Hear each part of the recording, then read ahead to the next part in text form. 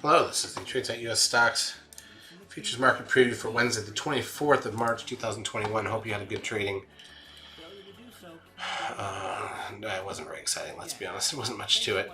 So we'll look at all that in a minute. Here's the ES front month futures contract. This is the daily chart of the broad market in futures form. Nothing new to say, really. Let's go through the other daily charts. Crude oil down 31 cents to 57.45. Coming back a bit. That might bring prices down at the pump, but again, as the economy heats up, you got to expect that crude oil will rise. Gold down 90 cents. S&P cash loses 30 points. Looks like a blip. NASDAQ 100 down 68 points. Also looks like a blip. The SOX down 83 in the end. That was a little more negative. And the biotechs down 195. Russell 2000 loses 81 points. The VIX up $1.42, bouncing off the recent lows. The trend closes at 1.82. 1.86, which is really high, and puts the 10-day moving average at 1.12, which is not a signal for us at all.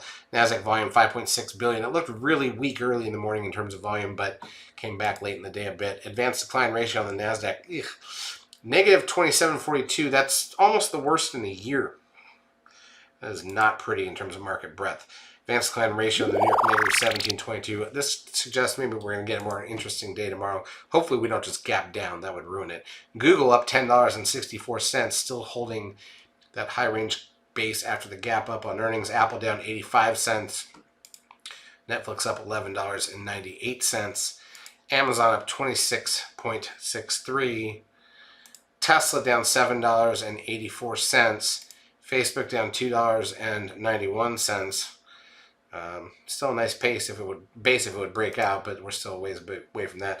Zoom up $11.26. Goldman Sachs down $7.56, starting to roll over finally. TLT, the 20-year bond ETF, down up $1.23. Sorry, off the lows. The Dow was down 308. Bitcoin sits at just under 55,000. In terms of intraday action, here's the ES.